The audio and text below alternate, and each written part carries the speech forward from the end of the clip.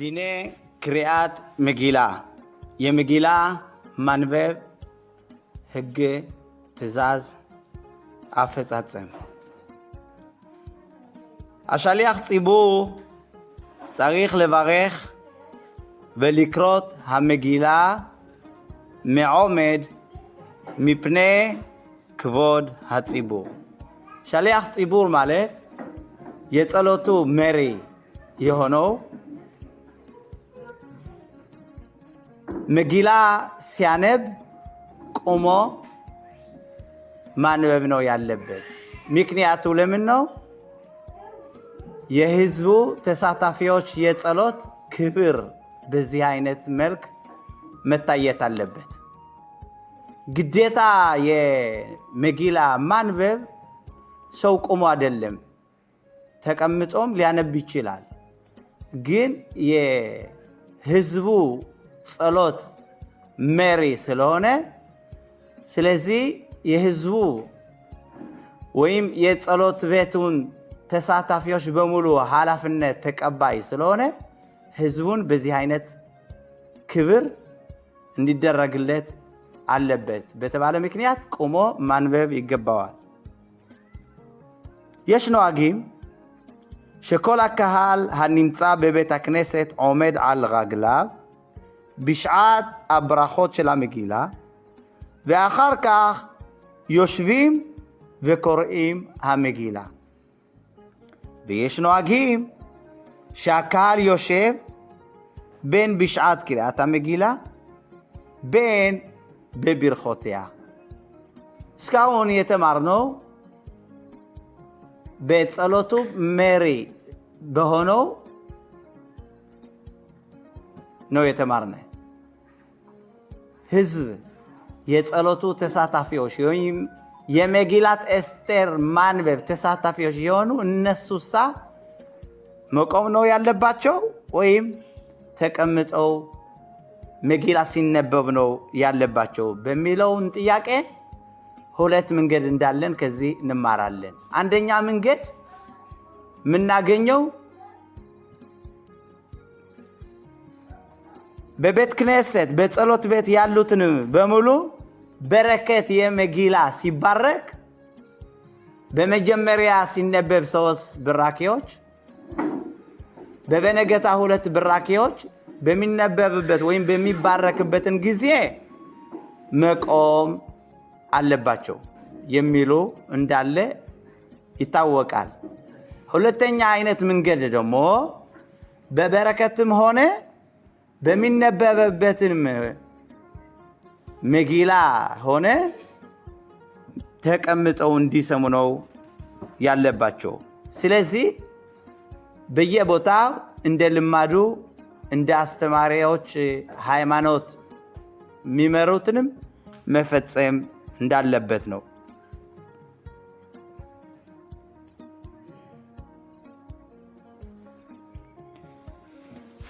טוב ששני האנשים יעמדו מימין ומשמאל השליח ציבור בעת הברכות ובעת קריאת המגילה. מגילה ሲነበብ ሁለት ሰዎች ከሚያነበው መጊላውን ጋር መቆም አለባቸው። አንዱ በቀኝ አንዱ በግራ አብረውት መቆም አለባቸው። ይሄም የዚህ ትእዛዝ ፍጻሜ ክብር ማሳየት በዚህ አይነት እንዳለበት ነው። እንዲሁም ደግሞ ኦሪትም ሲነበብ አንድ በቀኝ በረከት የሚባርክ ኦሪት ማንበብ ዘልቆ ቀርቦ የሚያነበው የሚባርክ፣ አንዱ በግራ ትንሽ የተሳሳተ ካለ ቀርቦ ይሄ ልክ አይደለም ብሎ አብሮት እንዲኖር ስለሚገባው እንዲሁም በተለያዩ ምክንያቶች ሁለት አንድ በቀኝ ጎን አንድ በግራ እንደሚነበበው መጊላ ኤስቴር ሲነበብም በዚህ አይነት መልክ እንዲነበብ ነው ያለበት።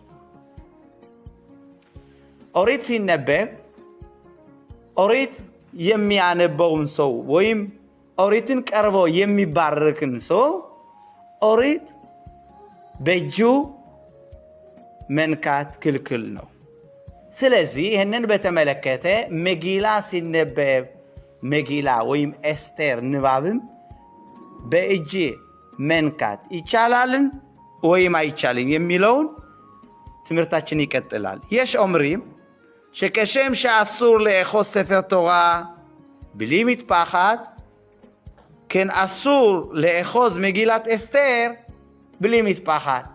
אורית, מטפחת, משפኛ አርገን ብቻ መያዝ እንዳለብን ይህንን አልባ በእጃችን መንካት ክልክል እንደሆነ እጃችን ያልጠዳ ሊሆን ይችላል ወይም ንጹሆች ያልሆንበትን ምክንያት ሊሆን ይችላል። ለምሳሌ ሽንት ቤት ሰው ገብቶ ሲወጣ ያልታጠበ ሊሆን ይችላል። ጫማውን ይዞ ከዛ በፊት ሊሆን ይችላል፣ ከዛ በኋላ ሳይታጠብ ቀርቶ ሊሆን ይችላል። በተለያዩ ምክንያቶች መጠንቀቅ እንዳለብን መጊላት ኤስቴርም መጠንቀቅ አለብን የሚሉ ብዙዎች ከሊቃውንቶቻችን መካከል አሉ። አይ እስከዚህ ድረስ የመጊላት ኤስቴር ሕግጋት አክራሪ አይደለም የሚሉ እንዳሉ ከዚህ ይታወቃል። ስለዚህ እስከተቻለ ድረስ ከዚህ መቆጠብ ነው የሚገባን። በእጃችን አለመያዝ ይሄ ይመረጣል። ግን ካልተቻለ ወይም ሌላ አማራጭ ከሌለን መሸፈኛ ነገር ከአልያዝነ ይሄ ይቻላል። ሚኒሙም ቢያንስ መጊላት ኤስቴር ከማንበባችን በፊት እጃችን መታጠብ አለብን። እንዲሁም በቀኝና በግራ አብረውት ከሚያነቡ ጋር የሚቆሙ መታጠብ አለባቸው። ሲከፈት መጊላው መያዝ ስለማይቀር እንዳይወድቅ በአንድ ላይ ሆነው በእጃቸው ስለሚጠብቁት መጊላውን ስለዚህ መታጠብ እንዳለባቸው ይታወቃል። מי שנפלה מידו המגילה לארץ, אין צריך להתענות. מכל מקום ייתן פדיון תענית לצדקה. אורית የሚያነብብ ሰው ኦሪት የሚያነሳ ሰው ኦሪትን ከወደቀ መጾም አለበት። እንኳን እሱ የጸሎቱ ተሳታፊዎች በሙሉ መጊላት ኤስቴር ስናነብ ከወደቀን ይሄ መጾም እስከዚህ ግዴታ የለም። ግን ጽዳቃ መስጠት አለብን። በምን ጾመው ምትክ አይነት አስበን ጽዳቃ መስጠት አለብን። ለምሳሌ በቀን እንደምንመገበው አይነት በዚህ ቀይረን ለጽዳቃ ለጽድቅ እንድናበረክት አለብን። መጊላት ኤስቴር ሲነበብ የጸሎቱ ተሳታፊዎች በሙሉ በራሳቸው ባለባቸው መጽሐፎች በኮምፒውተር የተጻፉትን መጽሐፎች ከዛ ያዩ ማንበብ ክልክል ነው። በዚህ በተመለከተ ከኦሪት የሚነበበው ይሄ ትእዛዝ በጣም ጥንቃቄ የሚገባው ነው። ኦሪት የሚነበበው የሊቃውንቶች ነው። ስለዚህ ሊቃውንቶች ኦሪት እንዲነበብ ያዘዙን ለሕዝብ ነው። ለግል ሰው ከሕዝብ ተሳታፊ ሆኖ እንዲነበብ አብሮ እንዲሰማ ነው። ግን ትእዛዙ ዋናው በሕዝብ ነው። በኤፋ በሕዝብ በጸሎት ቤት እንዲነበብ ነው። ስለዚህ የተወሰነ ነገር ከሚነበበውን ካጎደልነ እንደገና እንድናነብ አያስገድደንም። ዋናው ነገር ከህዝቡ አብረን የጸሎቱ ተሳታፊዎች መሆናችን ነው ወሳኝ። ስለዚህ ከመሃሉ የምንወጣበትን ምክንያት ከነበረን ስንመለስ እንቀጥላለን። ይሄ የሊቃውንቶቻችን በህዝብ ነው እንዲነበብ የተወሰነው። ግን መጊላት ኤስቴር ለእያንዳንዳችን ምንም የሊቃውንቶችን ቢሆን ለእያንዳንዳችን ማንበብ እንዳለብን በዚህ አይነት ነው የወሰኑልን። ስለዚህ ለእያንዳንዳችን ማንበብ ያለብን ልክ እንደ ኦሪት ህግ በተከበረበትን አይነት መጽሐፍ ማንበብ ነው ያለብን። ስለዚህ ሁላችን በመጽሐፎች እንደ ኦሪት የተጻፉት ወይም እንደ ኦሪት አጻጻፍ የተከበረባቸው አርገን አይደለም የምናነበው። ለሁሉ ይሄ የለም ችሎታ ለመግዛት ወይም ራሱን ለማንበብ።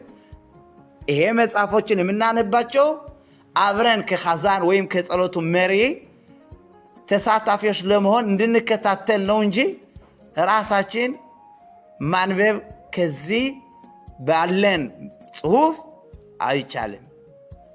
ስለዚህ ይህንን በተመለከተ እጃችን ያለን አብረን መከታተል ነው ያለብን። ግን ሰው ራሱ መጊላ እንደ ጸሎት ቤቱ አይነት ገዝቶ በቤቱ ካለው እንዲሁም ደግሞ ራሱ ማንበብ የሚችል እስከዚህ ያክል እውቀትን ያለው ወይም አቅም ያለው ከሆነ ይችላል ለራሱ ማንበብ። רשאי לברך בעצמו בלחש עם השליח ציבור, ואין לחוש בזה לברכה שאינה צריכה. כאן ራሳችን በቤታችንን ማንበብ በጸሎት ቤት ውስጥ መሆነን ከጸሎቱ መሪ አብረን ለግላችንን እንድንባረክ እንችላለን። ምንም ይሄንን ችሎት ባይኖረን ከሱ ከጸሎቱ መሪ ጋር አብረን ተሳታፊዎች መሆን የምንችል ብንሆንም ይሄንን ስላለን ራሳችንም ለራሳችን እንድንባረክ እንችላለን። ግን ዋናው የሚመረጠው ምንድነው? מכל מקום עדיף יותר לשמוע ברכות מפי השליח ציבור שמכוון להוציא את כל השומעים ידי חובתם, משום שברוב עם הדרת מלך ויענה אחריו אמן. ግን የሚመረጠው ከጸሎቱ መሪ አብረን ተሳታፊዎች ብንሆን ይሄ ይመረጣል። ምክንያቱ በመጽሐፍ የሚነበበው ምን ይላል? ברוב עם הדרת מלך, ንጉስ በኤፋ በብዛት ሲመሰገን ምስጋናውና ክብሩ የበለጠ ከፍ ይላል። ስለዚህ ለራሳችን ከምናነብ አብረን ብዙዎችን ሆነን በአንድ ቃል በአንድ ትእዛዝ ስንፈጽም የእግዚአብሔርን ክብር የበለጠ ጎላ ሆኖ ስለሚታየው ይሄ መምረጥ ነው ያለብን። יפה. יש מי שכתב שנכון שכל אחד מהקהל שיש בידו מגילה כשרה יברך על המגילה ויסיים הברכה בעוד שהשליח ציבור מנגן בברכה כדי שיוכל לענות אמן אחר השליח ציבור. אולם למעשה אין לנהוג כן דכל כאי גבנה לכתחילה והפסק בין הברכה למצווה. כל מקום בדיעבד אם עבר וענה אמן לא יחזור לברך על המגילה. בראקיות סנברק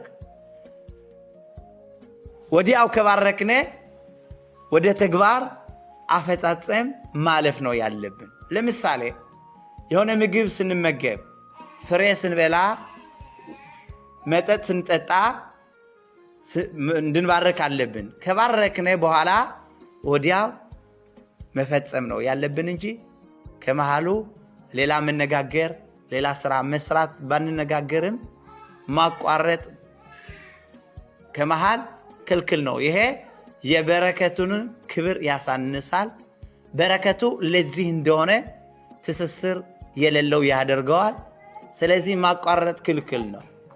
ይህንን በተመለከተ እኛ ለራሳችን መጊላት ኤስቴር ማንበብ ምንችል ስንሆን ለራሳችን ምንባርክ ነን ብለን ከመረጥነ ይሄም ይቻላል እንዳልነው ቅድም እንደዚህ ብለን ከመረጥነ ምን የሚያደርጓሉ?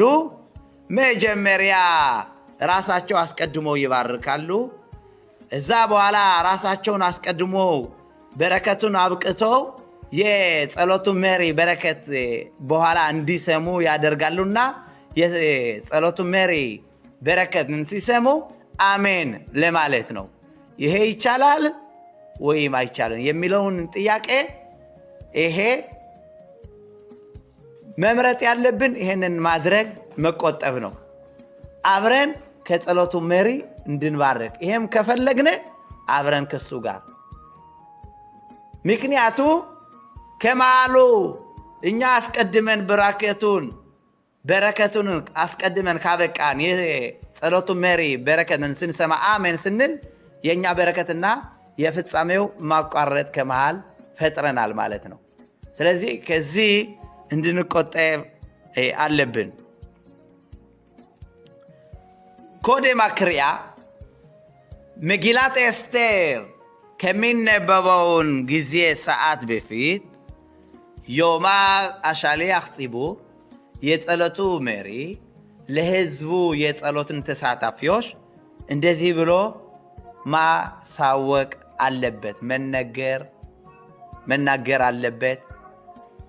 የሚቀጥለው שהוא מכוון להוציא את הקהל ידי חובת קריאה እኔ እናንተን እንደባረካችሁ ከኔ ጋርን ተሳታፊዎች አድርጌ አስባለሁኝ። የኔ በረከት ለእናንተም ይሁን ብዬ አስባለሁኝ። እናንተም ከኔ ጋር እንደሆናችሁ ብላችሁ ማሰብ አለባችሁ። ተሳታፊዎች እንድትሆኑ የኔ በረከትም እናንተ እንዲያጠቃልል ሁለታችን እኔም በእኔ ግድም ህዝቡን በራሱ ይሄንን ሐሳብ አንድ እንዲሆን አለበት ብሎ ማሳወቅ አለበት። ይዖሬር את תשומת לב הקהל שגם הם יכוונו לצאת ידי חובת מקרא מגילה, שגם במצוות דרבנן לכתחילה מצוות צריכות כוונה. ויזהיר אותם שאם לא ישמעו תיבה אחת እንዲሁም ደግሞ እንደዚህ ብሎ እንዲያስጠነቀቃቸው አለበት። የሆነ ቃል አንድ ብቻ ተሳስተው ካጎደሉ አንድ ብቻ ከሆነ ይህንን ያጎደሉት ከመጽሐፎች የያዙት ራሳቸው አንብበው በዚህ ሊያሟሉት እንደሚችሉ መናገር አለበት። ከዛ በፊት ከበረከቱ በፊት ግን ከዛ ከአንድ ሁለት ከበዛ አይቻልም። ወዮዲዕም እንዲሁም ደግሞ ሌላ ነገር ማሳወቅ ያለበት ኃላፊነት ያለበት ከበረከቱ መሃል ባሩኹ ወባሩኽ ሸሞ ብለው እንዳይመልሱ። ሌላ ሰው በረከት ሲባረክ ከሰማን ሁላችን የምናውቀው በረከቱን ካበቃ በኋላ አሜን ማለት ነው። አል ሚክራ መጊላ አሜን። ግን እዚህ በተጨማሪ ከበረከቱ መሃልም ባሩኽ አታ አዶናም ብሩክ አንተ እግዚአብሔር ሲል ሰው ስንሰማ ምን ብለን መመለስ አለብን? ባሩኹ ወባሩኽ ሸሞ። የእግዚአብሔርን ስም ሲወሳ ስለሰማን እኛ ይሄንን የምንሰማው ምን ማለት ነው የሚገባን? ብሩክ ነው፣ ስሙም ብሩክ ነው ማለት ያለብን መቼ ነው? የሌላ በረከት ሲሰማ ነው። ግን እኛ አብረን በዚህ በረከት ተሳታፊዎች ስንሆን ይህንን አባባል እኛም ካልነ እኛ ስንባርክ ከመሃሉ አቋርጠን ይሄንን አባባል እንዳልን ነው መስሎ የሚታየው። ስለዚህ በረከቱ ሙሉ አልባረክንም ለራሳችን። ስለዚህ አብረን ተሳታፊዎች ስለምንሆን ይሄ ልምድ ያለብን በሌላ ቦታ ከዚህም እንዳያሳስተን ለህዝቡ ጸሎትን ተሳታፊዎች ማሳወቅ አለብን። הקורא את המגילה אינו צריך לפושטה תחילה, אלא רשאי לברך ולהתחיל בקריאת המגילה כשעודנה גלולה כספר תורה. מגילה ሲነበብ አስቀድመን በመጀመሪያ መጊላውን ሙሉ መክፈት የለብንም። ምንድነው ማድረግ የሚገባን? ያነበብነ ስንሄድ የተከፈተውን አንዘጋው፣ አናጥፈው። እንደተከፈተ ይቀጥላል። መጨረሻ እንደገና እንመልሰዋለን። ከዛ በኋላ በረከት ይሆናል። ግን ከመሃሉ ወይም ገና ሳይጀምር መጊላ በሙሉ መክፈት እንደሌለብን ከዚህ እንማራለን። לכתחילה יש לקרוא המגילה בטעמיה, אך אם אין שם מי שיודע טעמים, יקראו המגילה בלי טעמים. טעמים ማለት ምን ማለት ነው? ዜማ። መጊላ ሲነበብ ዜማ አለው፣ ዝም ብሎ ማንበብ አይደለም። ቴዓሚም ይባላል። የመጊላ ልዩ ነው። የኦሪት ሲነበብ እሱም ለየት ያለ ነው።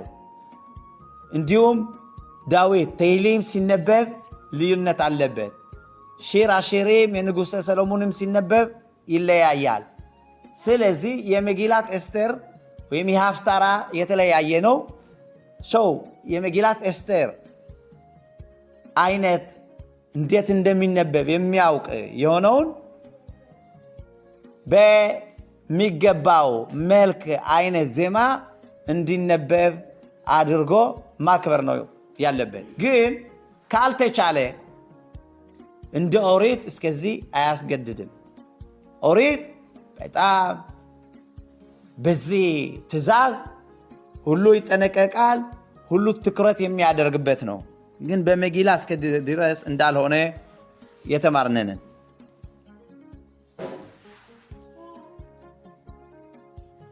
הקורא לעצמו ሰው መጊላ ለራሱ የሚያነብ ከሆነ ቅድም እንዳልነው ሰውም ለራሱ ማንበብ እንደሚችል በተማርና አይነት በተማርነበትን ትምህርት ለራሳችን ስናነብ ቢሆንም ቃላችን የምናነበው ከፍ ማድረግ አለብን። እስከየት ህዝቡ ሞልቶ እንዳለ በቤታችን አይደለም፣ ጆሮአችን ስናነብ እስከሚሰማን በዚህ መልክ ማንበብ ነው የሚገባን። אם דילג פסוק ואחר כמה פסוקים קרא הפסוק שדילג והמשיך משם, לא יצא אלא חוזר לאותו פסוק שדילג וממשיך משם על הסדר. מגילה ሲያነብ አንድ ምዕራፍ ተሳስቶ ዘሎ አልፎ ወደ ሌላ ምዕራፍ ከቀጠለ በኋላ ይሄንን አልፎ ሲያስተውስ ለካ ይሄን ተሳስቻለሁኝ ብሎ ካስተዋሰ ይሄ የዘለለውን ያለፈውን ምዕራፍ ካስተዋሰውን ቦታ ማንበብ ብቻ አይችልም። ምክንያቱ ካሰደር እንደ ስርዓት ነው እንዲነበብ ያለበት። ስለዚህ ወደ ተሳሳተውን ቦታ መመለስ አለበት። ከዛ ጀምሮ እስከ መጨረሻ ያነባል እንጂ በዚህ መልክ ካነበበ እንዳነበበ አይቆጠርለትም። צריך לדקדק היטב בקריאת המגילה, לבל ידלג אף תיבה אחת ממנה, ועל כן ישתדל הקורא לבטא היטב כל מילה, כדי שכל הציבור ישמעו ויצאו ידי חובת מקרא מגילה. ይህንን ኃላፊነት የወሰደ ማንበብ ኃላፊነትን የተቀበለ በጣም ጥንቃቄ ሲያነብ ማድረግ ነው ያለበት። እንዳይሳሳት፣ እንዳይረሳ፣ እንዲሁም የጸሎቱ ተሳታፊዎችን በሙሉ ምንም ከሚነበበው እንዳይጎድልባቸው ማድረግ አለበት። במקום שהתינוקות מרעישים, ሕፃኖች ባሉበትን ቦታ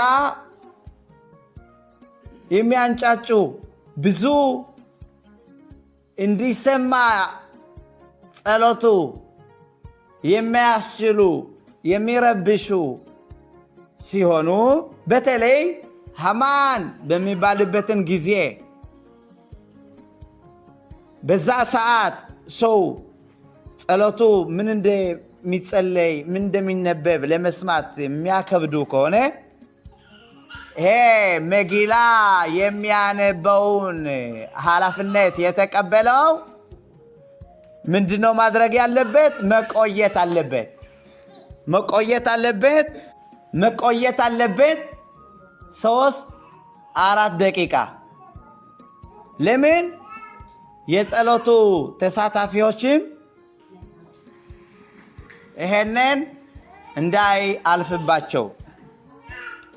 עניים וכן גבאי צדקה לא יסתובבו בקופותיהם לקבל צדקה בעת מקרא מגילה שמבלבלים השומעים. בפורים እንደሚታወቀው ስጦታ ለድሃ የሚሰጥበትን ቀን ነው። እንዲሁም ጽዳካ ብዙ የሚደረግበትን ቀን ስለሆነ ስለዚህ በዚህ ሰዓት እንዳይረብሹ ከመሃሉ ማሳወቅ አለብን፣ ማስወገድ አለብን። ይሄ ማቆም አለብን። ጸሎት ሲሆን መጊላት ኤስቴር ሲነበብ ማንም ሰው ለሌላ ሰው እንዳይረብሽ ብለን መልእክት ማሳለፍ ይገባናል።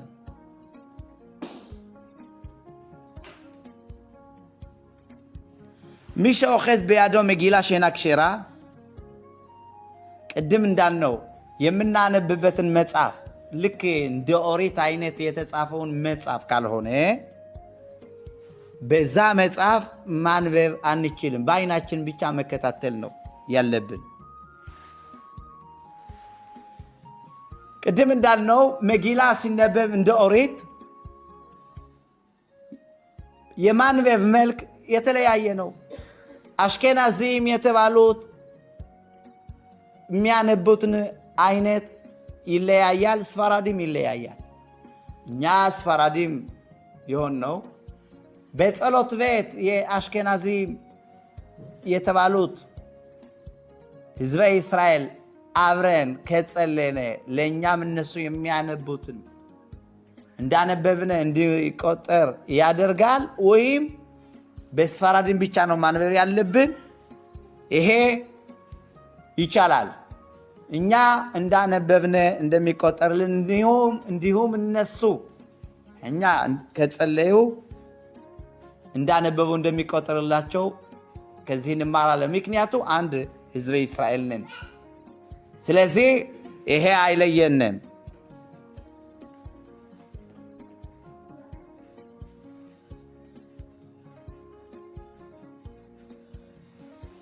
እዛ የሚቀጥለውን ትምህርታችን የተወሰኑ ምዕራፎች አሉ በመጊላ ከሚነበቡት የጸሎቱ ተሳታፊዎች በሙሉ ቃላቸው ድምጣቸው ከፍ አድርገው ማንበብ እና የጸሎቱ ተሳታፊዎች ህዝብ በሙሉ እነዚህ የሚነበቡትንም አንብበው ማሰማት ያለባቸው የተወሰኑ አሉ። ለምሳሌ ምናቸው? ומרדכי